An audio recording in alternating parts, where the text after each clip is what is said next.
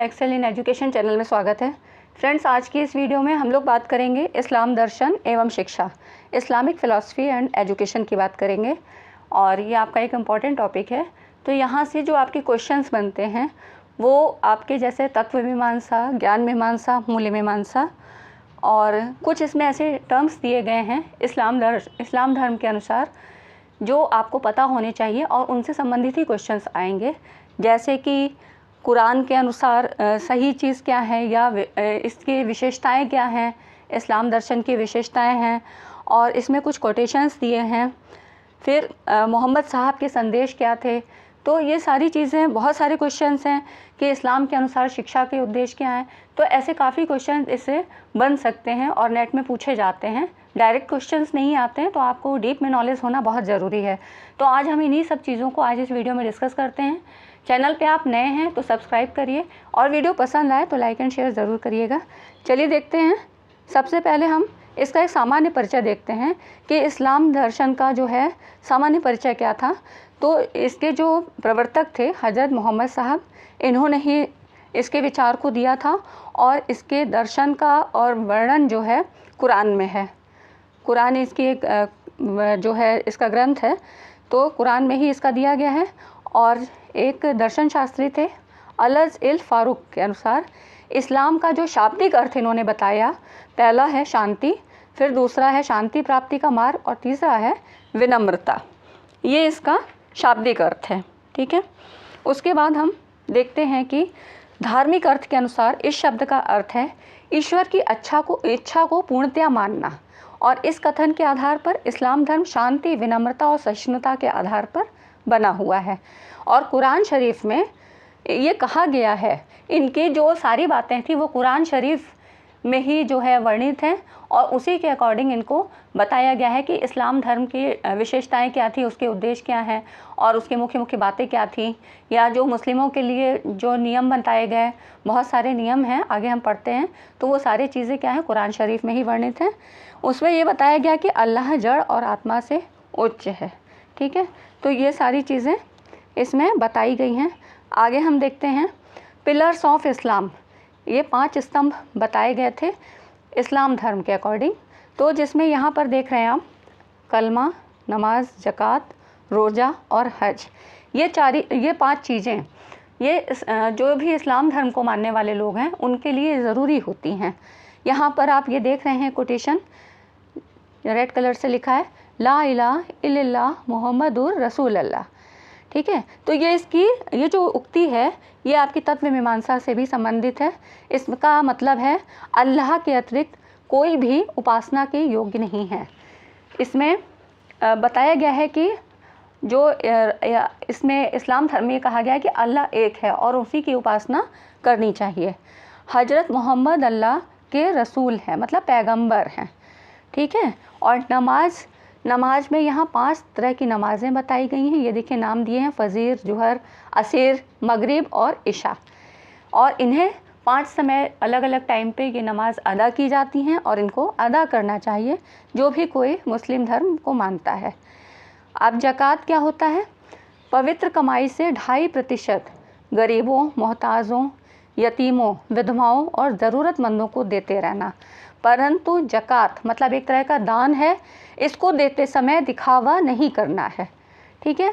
अब रोज़ा, चौथा जो इसका पिलर है वो बताया गया रोज़ा मतलब उपवास रखना, ठीक है। पूरे महीने रोज़ा रखना, इससे तुम्हें भूखों की भूख का एहसास होगा और अल्लाह की याद में, मतलब उस समय अल्लाह को याद किया जाता है तो उससे हमारे अंदर की बुराइयां दूर होंगी, ऐसा कहा गया है। हज, इसमें कहा गया कि जीवन में एक बार अपनी पवित्र कमाई से हज करना चाहिए, पवित्र यात्रा है, ठीक है। तो ये हो गया इसके पिलर्स ऑफ इस्लाम। अब इसकी तत्व मीमांसा हम देखते हैं। इस्लाम धर्म दर्शन के अनुसार इस सृष्टि की रचना अल्लाह ने की है, एक ही गॉड को माना है, अल्लाह की ही बात की है। तो कुरान शरीफ के अनुसार इस संसार का जन्मदाता कौन है? अल्लाह है, ठीक है। और विश्व के जितने भी जीवन हैं, जो भी व्यक्ति हैं, वो सब अल्लाह के बंदे हैं। तो इसलिए इसमें अल्लाह में अटूट आस्था का होना बतलाया गया है, यह ऐसा कुरान में कहा गया है। और इसके तत्व विचार को जैसा कि मैंने पहले ही बताया था इस रूप में समझा जा सकता है कि ला इलाहा इल्लल्लाह मुहम्मदुर रसूलुल्लाह, अर्थात अल्लाह के सिवा और कोई भी पूजनीय नहीं है। इस सृष्टि की रचना है वो किसने की है? अल्लाह ने ही की है। और 11वें अध्याय में अल्लाह को जड़ और आत्मा से उच्च बताया गया है। किस पुस्तक में? कुरान शरीफ ग्रंथ में बताया गया है। कुरान शरीफ के अनुसार अल्लाह पर सब कुछ आधारित है, वो ना उत्पन्न करता है और ना ही उत्पन्न किया जाता है, अर्थात उसके समान कोई भी नहीं है, अल्लाह ही सर्वोच्च है। ठीक है, तो ये हो गई तत्व मीमांसा। उसके बाद ज्ञान और तर्क मीमांसा क्या है? तो जो ज्ञान मीमांसा है इसमें इस्लाम धर्म दर्शन में इंद्रियों को भौतिक ज्ञान प्राप्त करने का साधन माना गया है। जो हजरत मोहम्मद साहब थे ये ज्ञान को अमृत मानते थे। ज्ञान से उनका तात्पर्य क्या था? भौतिक। यहाँ पर देखिए इसका नाम था इल्म गैर शरीदा, भौतिक, और दूसरा था आध्यात्मिक। ये दो प्रकार के ज्ञान से था। तो भौतिक के अंतर्गत उन्होंने भौतिक वस्तुओं और सामाजिक जीवन के ज्ञान को स्थान दिया था। ये तो भौतिक ज्ञान की बात हो गई। और आध्यात्मिक ज्ञान के अंतर्गत इस्लाम धर्म के ज्ञान को स्थान दिया गया है। तो कितने तरह के ज्ञान हो गए? देखिए ये सारे क्वेश्चन यहाँ से बनेंगे आपके, चाहे तत्व मीमांसा हो, ज्ञान मीमांसा, मूल्य मीमांसा। ये मैं हर आपके जितने भी दर्शन अब तक पढ़ाए हैं उसमें सबको मतलब मैंने क्लियरिफाई कर दिया है, ताकि कोई भी क्वेश्चन कहीं से आए तो आपको समझने में दिक्कत ना हो, कोई भी क्वेश्चन आपके नेट में गलत ना हो। ठीक है, तो यहाँ पर आप देखिए जो ज्ञान की बात कही है वो दो तत्वों को ध्यान में रखी गई है, भौतिक और आध्यात्मिक। ठीक है, तो इंद्रियों को भौतिक ज्ञान प्राप्त करने का साधन बताया और आध्यात्मिक ज्ञान प्राप्त करने का मुख्य स्रोत पैगंबरों के द्वारा दी गई सूचनाएं। ठीक है, तो यहाँ पर भौतिक और आध्यात्मिक की बात कर ली। अब भौतिक जो ज्ञान प्राप्त करने के 3 साधन बताए गए। देखिए पहला था अनुमान द्वारा निश्चय करना, फिर आँख से देखकर निश्चित करना और स्पर्श करके। तो इसका अर्थ है कि इंद्रियों को भौतिक ज्ञान प्राप्त करने का साधन बताया था। ठीक है, और आध्यात्मिक ज्ञान को जो पैगंबरों ने उपदेश दिए थे उनके द्वारा माना गया। अब यहाँ पे हम मूल्य और आचार मीमांसा को देखते हैं कि इसकी मूल्य मीमांसा कैसे है। तो इस्लाम का शाब्दिक अर्थ यह शांति का मार्ग है। इसका विशिष्ट अर्थ है अपने आप को अल्लाह में समर्पित कर देना। ठीक है, तो यहाँ पे अल्लाह को ही सर्वोच्च मानता है। इसमें समानता, भाईचारे, प्रेम और शांति को मानव जीवन के आधारभूत मूल्य मानता है। इसमें ये सारी विशेषताएं बताई गई हैं कि ऐसा हर इस्लाम धर्म के मानने वाले व्यक्ति को ये सब मानना चाहिए, अपने आचरण में लाना चाहिए। ये भौतिक साधनों के भोग का विरोध नहीं करता है, परंतु ये चाहता है कि उसका उपयोग सब लोग मिल बांट के करें, कोई भी अकेले ना करे, उसका सभी में वितरण होना चाहिए, सभी मनुष्य मिल बांट कर करें। ये दया और दान को भी महत्व देता है। ठीक है, और पाप और पुण्य कर्मों का उल्लेख कर इसमें जो है मानव जाति को सही आचरण का मार्ग दिखाया है। तो ये सारी बातें कि समानता, भाईचारा, प्रेम, इन सब के द्वारा अपने आचरण को ठीक करने की बात कही है और अल्लाह से डरने का और नेक काम करने का संदेश दिया है। पाक दामन मतलब सच्चरित, अच्छा आचरण और संयमी जीवन जीने का उपदेश दिया है। ये ऐसा मूल्य मीमांसा में कहा गया है। ठीक है, अब हम यहाँ पे कुछ विशेषताएं देखते हैं। फ्रेंड्स, वीडियो को लाइक ज़रूर करिए और शेयर करिए क्योंकि काफ़ी इम्पॉर्टेंट है और यहाँ से आपके कुछ काफ़ी जो है डाउट्स क्लियर हो जाएंगे। इस्लाम धर्म की जो विशेषताएं हैं वो हम देखते हैं। तो कुरान के विभिन्न आयतों से ज्ञात होता है कि इस्लाम धर्म एक अल्लाह में विश्वास रखने को कहता है।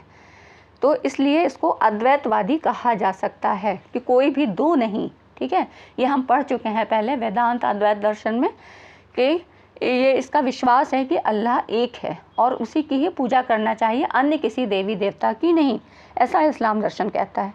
इस्लाम दर्शन निराकार खुदा में विश्वास रखता है। ठीक है, और फिर है थर्ड इसका है इस्लाम दर्शन आध्यात्मवादी और भौतिकवादी दोनों है। ये भी कहा, ज्ञान के मार्ग में बताया गया था कि ज्ञान जो है 2 तरह का होता है ना, तो अभी हमने पढ़ा था पीछे। फिर यहाँ पर चौथा पॉइंट कहता है स्वर्ग नर्क पाप पुण्य को इस्लामी दर्शन मानता है। इस्लाम दर्शन आचरण पर भी कहता है कि पाक और साफ आचरण होना चाहिए। कुरान शरीफ में ये सारी चीज़ें कही गई हैं। छठा इसका पॉइंट है इस्लाम दर्शन जीवन में शांति स्थापित करता है। 7वां है इस्लाम दर्शन ज्ञानवादी एवं कर्मवादी दृष्टिकोण रखता है। ठीक है, अब आगे देखते हैं। नेक्स्ट है फिर यहाँ पर देखिए 8वां है, इस्लाम दर्शन में ज्ञान और क्रिया का समन्वय व्यवहारिक रूप मिलता है। मतलब इस्लाम में जो कहा गया है कि कर्म ज्ञान के बाद आता है, तो यहाँ पर कर्म और ज्ञान की बात कही गई है। तो सही परिणाम पैदा करने के लिए उचित ज्ञान को उचित कर्म में स्थानांतरित करना चाहिए। और कर्म क्या है? ज्ञान। पहले ज्ञान प्राप्त करना है, उसके बाद आप कर्म करिए और उसमें इसको जो है इसका उपयोग करें कि सही ज्ञान के द्वारा अपने कर्मों को अच्छा करें। इस्लाम दर्शन में ईश्वर को सर्वगुण संपन्न कहा जाता है। नेक्स्ट पॉइंट है, इस्लाम दर्शन व्यक्ति में भी विभिन्न गुण होना बताता है। और इस्लाम दर्शन कहता है कि मनुष्य की मृत्यु के बाद मनुष्य की मृत्यु के बाद उसके शव को कब्र में रखा जाता है और तब से उसका सदैव चलने वाला जीवन शुरू होता है। ये इसका पॉइंट कहता है, जिससे बरज़ख्र कहते हैं। ये अब ये नाम आपको क्यों समझने ज़रूरी हैं, ये जितने भी टर्म्स आ रहे हैं इसमें, क्योंकि कई बार क्या होता है कि मैचिंग करने के लिए दे दिया जाता है, टेबल दे दी जाती है, तो एक तरफ कुछ टर्म्स लिखे होंगे, दूसरी तरफ उससे संबंधित बातें लिखी होंगी।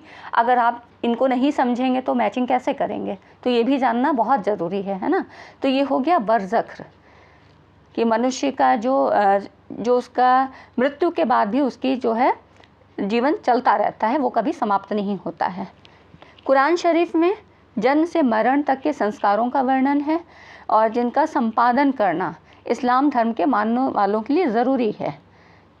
और इस धर्म के अनुसार जो सामाजिक कानून बनाए गए हैं उन्हें शरीयत कहा गया है। ये भी एक टर्म्स आपके सामने आया, शरीयत, जहाँ सामाजिक कानून बनाए गए हैं। ठीक है। इस्लाम दर्शन त्रैकता, ट्रिनिटी पर बल दिया जाता है। अब यहाँ ये जो ट्रिनिटी शब्द आ रहा है, इसका मतलब क्या है कि ये दर्शन अल्लाह, पैगंबर और फरिश्ता इनकी एकता को स्वीकारता है। ठीक है, यहाँ पर ट्रिनिटी से यही मतलब है। इस्लाम धर्म पुनर्जन्म में विश्वास नहीं करता है। इस्लाम के अनुसार धरती पर जो मनुष्य का जन्म है ये पहला और अंतिम है, तो इसलिए ये पुनर्जन्म में विश्वास नहीं करता है। अब यहाँ पर हम देखते हैं इस्लाम दर्शन पर आधारित शिक्षा किस तरह की थी। तो यहाँ पर हम अलग अलग इसके पॉइंट्स देखते हैं। ये देखिए, शिक्षा का संप्रत्यय, इसके अनुसार शिक्षा को प्रकाश माना गया है। और ज्ञान से तात्पर्य ऐसा प्रकाश मतलब अज्ञान रूपी जिससे अंधकार दूर होता है। शिक्षा को ज्ञान और क्रिया में समन्वय करने वाली क्रिया के रूप में माना गया है। तो यहाँ ज्ञान से तात्पर्य मतलब भौतिक और आध्यात्मिक दोनों प्रकार के ज्ञान से है। और ज्ञान से तात्पर्य कुरान शरीफ में दिए गए ज्ञान से है और क्रिया से तात्पर्य कुरान शरीफ में बताए गए आचरण से है। तो ज्ञान और क्रिया ये दो चीज़ों की बात करता है, दोनों में भेद नहीं करते हैं। तो इस तरह से अगर हम ये देखें शिक्षा का संप्रत्यय, तो इस्लाम धर्म दर्शन में शिक्षा की प्रकृति को स्पष्ट नहीं किया गया है, परंतु इसमें ये कहा गया है कि मनुष्य की शिक्षा अनवरत चलती रहती है। मतलब ये शिक्षा माँ की गोद से कब्र तक चलनी चाहिए। ये हुआ शिक्षा का संप्रत्यय। ठीक है। अब नेक्स्ट पॉइंट है शिक्षा के उद्देश्य। ये भी इम्पॉर्टेंट है, यहाँ से भी क्वेश्चंस बनते हैं। तो इसमें 5 उद्देश्य हैं। ज्ञान का विकास। तो हज़रत मोहम्मद साहब जो उन्होंने ज्ञान के बारे में बताया, वो ज्ञान को अमृत मानते थे और जीवन जीने के लिए दुनिया का जो है ज्ञान आवश्यक है और मुक्ति के लिए अल्लाह के आदेशों का ज्ञान आवश्यक है। इसमें अल्लाह को ही सर्वोच्च माना गया है। तो जो कुरान शरीफ का अध्ययन करके ज्ञान प्राप्त किया जा सकता है। मतलब जो ज्ञान की बात कही गई थी किसके अकॉर्डिंग? कुरान शरीफ के द्वारा, कि कुरान शरीफ में जिन बातों को कहा गया है उनका अध्ययन किया जाए और उसके द्वारा ज्ञान का विकास हो सकता है। तो ये हो गया पहला पॉइंट। फिर सांस्कृतिक विकास, इसका तात्पर्य इस्लामी संस्कृति से है। इस्लाम धर्म की परंपराओं के अनुसार कुरान शरीफ और शरीयत का ज्ञान करवाना चाहिए। अभी हम पढ़ चुके हैं शरीयत के बारे में। और धर्म के आधार पर, मतलब शरीयत का मतलब ये है कि जो धर्म के आधार पर सामाजिक कानून जो बनाए गए हैं वही शरीयत होते हैं। तो इस तरह से सांस्कृतिक विकास की बात की गई है कि उसमें कुरान शरीफ में और शरीयत में जो ज्ञान दिया गया है उस तरह उसको ज्ञान होना चाहिए। ठीक है। तो यहाँ पर हो गया सांस्कृतिक विकास। अब नैतिक और चारित्रिक विकास में, तो नैतिकता से भी तात्पर्य क्या है? इस्लाम धर्म पर आधारित नैतिकता से है। कुरान शरीफ में दिए गए नैतिक नियमों का पालन आवश्यक बताया गया है। इसमें भी वही बात कही गई है। अब कला कौशल और व्यवसाय में प्रशिक्षण, ये चौथा पॉइंट है, चौथा इसका उद्देश्य है। मतलब तो इस्लाम धर्म दर्शन जो है भौतिक सुख भोग में विश्वास करता है। इसमें कहा भी गया था कि भौतिक सुखों की बात करता है, लेकिन वो एक व्यक्ति के द्वारा उसका भोग ना किया जाए, सबको मिल बांट कर करना चाहिए। तो इसके लिए जो सुख भोग की वस्तुओं का उत्पादन भी आवश्यक है। इसलिए मनुष्यों को अब उन वस्तुओं का उत्पादन करने के लिए क्या होगा कि वो व्यवसाय करना होगा, वो कला कौशल में निपुण होना चाहिए। तो इस तरह का ज्ञान होना आवश्यक है कि मनुष्यों को कला कौशल और व्यवसायों में निपुण होना आवश्यक बताया गया है, ऐसी शिक्षा उनको दी जाए। ठीक है, इस्लाम धर्म की शिक्षा, ये पांचवा पॉइंट है। तो इस्लाम धर्म दर्शन जो है ठोस एकेश्वरवादी धर्म है। इस धर्म में ये हिदायत दी गई है कि अल्लाह के अतिरिक्त अन्य किसी देवी देवता को नहीं मानना है। तो ऐसी ये शिक्षा इस्लाम धर्म की शिक्षा के अकॉर्डिंग है। अब हम देखेंगे यहाँ की पाठ्यचर्या, शिक्षा की पाठ्यचर्या किस तरह थी। तो जो अभी शिक्षा के उद्देश्य बताए गए हैं उसी के अनुसार पाठ्यचर्या भी निर्धारित की गई है। तो इस्लाम धर्म के अनुसार शिक्षा के जो 5 उद्देश्य बताए गए उन्हीं की प्राप्ति के लिए पाठ्यचर्या को भी उसी प्रकार क्रमबद्ध किया गया है। जैसे भौतिक विषय में साहित्य, भाषा शास्त्र, व्याकरण, समाज विज्ञान, इतिहास, राजनीति विज्ञान, गणित, ज्योतिष शास्त्र, प्राकृतिक विज्ञान, चिकित्सा विज्ञान, कृषि, उद्योग, वाणिज्य, चित्रकला, भवन निर्माण, नक्काशी और शिल्पकला, युद्ध कला, ये सारी क्या है भौतिक विषय से संबंधित थी। और भौतिक क्रियाएं में एक दूसरे के साथ अच्छा व्यवहार एवं दीनहीनों की सेवा, ये सारी चीज़ें कही गई। फिर धार्मिक विषय में धर्मशास्त्र, जिसमें कुरान शरीफ जिसको हम पढ़ ही रहे हैं, हदीसें और अन्य धार्मिक ग्रंथ, ये ग्रंथ थे इनके। आध्यात्म मतलब आसमानी ज्ञान, आध्यात्मिक ज्ञान और भौतिक ज्ञान, ये हम पहले पढ़ चुके हैं। इस्लामी दर्शन और शरीयत, शरीयत देखिए यहाँ पे इस्लामी कानून बताया गया। और नसीहतें, पैगंबर, दशवेर रब्बानी आदि द्वारा दिए गए उपदेश, ये नसीहत थी। तो ये सारी धार्मिक विषय के अंतर्गत आई। और धार्मिक क्रियाओं में नमाज, रोज़ा, ये भी आपको बताया गया कि ये चीज़ें करनी चाहिए। तो ये हो गई शिक्षा की पाठ्यचर्या से संबंधित। फ्रेंड्स, वीडियो को लाइक ज़रूर करिए, एक लाइक तो बनता ही है। वीडियो आपको पसंद आ रही है, इम्पॉर्टेंट है, लाइक आपको करना चाहिए। अब हम यहाँ देखते हैं शिक्षण विधियाँ। शिक्षण विधियों में देखिए सारी शिक्षण विधि वही है जो आप पढ़ चुके हैं। अनुकरण विधि, अनुकरण विधि में शिष्य जो था अपने, शिष्य मतलब शागिर्द कहा जाता था, अपने उस्ताद, उस्ताद मतलब शिक्षक, जो शिक्षक के द्वारा जो बताए हुए ज्ञान का वो स्मरण करते थे जो भी शिष्य होते थे, और उसी को दोहराते थे। तो अनुकरण मतलब ही दोहराना, उन्हीं चीज़ों को बार बार। तो ये किसमें रटने के लिए, जैसे प्राथमिक शिक्षा में होता था, बच्चों को रटाया जाता था, समझाया जाता था, फिर बच्चे उसको समझ लेते थे और उसी का अनुकरण करते रहते थे। भाषण, व्याख्यान और व्याख्या विधि, तो यहाँ पर उच्च शिक्षा में इस विधि का संयुक्त रूप से उपयोग किया जाता था।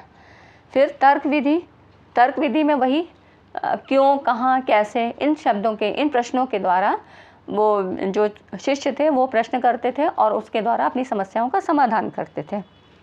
स्वाध्याय विधि सभी को पता है, अपने आप पढ़ना, अपने आप अध्ययन के द्वारा, स्व अध्ययन के द्वारा, ठीक है। और प्रदर्शन, प्रयोग और अभ्यास विधि, इसमें भी वही टीचर डिमॉन्स्ट्रेट करता था और बच्चे फिर उसको समझते थे और उनकी प्रैक्टिस करते थे और एक्सपेरिमेंट करते थे। वही ये सारी विधियाँ आज भी हैं। तो शिक्षण विधियों के क्षेत्र में इस्लाम धर्म दर्शन की कोई विशेष देन नहीं है, ये आज भी हैं, पहले भी थी, ठीक है। तो ये सारी चीज़ें हमने शिक्षण विधियों के बारे में पढ़ लिया। अब हम यहाँ पर देखते हैं अनुशासन कैसा था। अनुशासन में इस्लाम धर्म दर्शन परंपराओं में अनुशासन को बड़ा महत्व दिया गया है। यहाँ पे अनुशासन को ही बहुत महत्ता दी गई है और मोहम्मद साहब के दिखाए मार्ग पर चलना ही सच्चा अनुशासन है। इस अनुशासन का 2-3 स्टेप बताए गए। देखिए, पहला कदम अपने अंदर छिपे शैतान को मारना, वही जो कुरान शरीफ में दी गई हैं चीज़ें उनके द्वारा अपने आचरण में उन चीज़ों को लाना। दूसरा कदम है संयम बरतना, और फिर तीसरा कदम है नियमों का पालन करना और भूल होने पे तौबा करना एवं भूल सुधार करना। तौबा मतलब पश्चाताप करना, अगर कोई भूल हो जाती है तो पश्चाताप करना चाहिए और उसको करेक्ट करना चाहिए। और वास्तविक अनुशासन की स्थापना के लिए ये आवश्यक भी है, ये आज के समय में भी ज़रूरी है, इन चीज़ों को फॉलो करना चाहिए। अब आगे देखिए, शिक्षक एवं शिक्षार्थी, इसमें अब इसमें बताया गया कि जो इस्लाम के मानने वाले वो जो थे अल्लाह को सबसे बड़ा शिक्षक मानते थे, अल्लाह को ही सबसे बड़ा शिक्षक मानते थे और उसके बनाए गए पैगंबर, उलेमा, रसूल और नबी को भी वो इसी श्रेणी में रखते थे। इसकी दृष्टि से शिक्षा का सर्व प्रमुख कार्य कुफ्र, एक टर्म्स ये भी आया। इसका मतलब अल्लाह की किसी दूसरे से तुलना करना नहीं करना चाहिए, मतलब इसके अंधकार को समाप्त कर देना और एक अल्लाह पर यकीन करना, ये चीज़ प्रकाश में लाना। अल्लाह की किसी दूसरे भी तत्व के साथ बिल्कुल भी तुलना नहीं करनी चाहिए, अल्लाह एक है और वही सर्वोच्च है, ऐसा मानना चाहिए।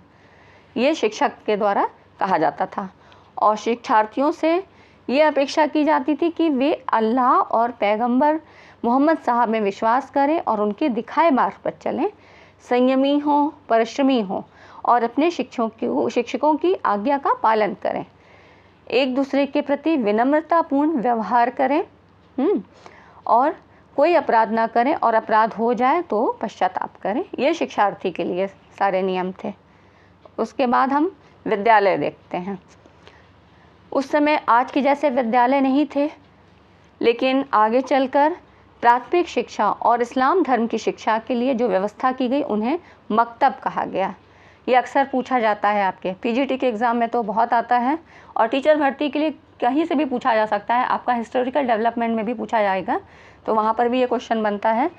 तो जो प्राथमिक शिक्षा की व्यवस्था थी वो मकतब में की गई थी और प्राथमिक शिक्षा के अंतर्गत प्रवेश के लिए यहाँ पर बिस्मिल्लाह संस्कार होता था।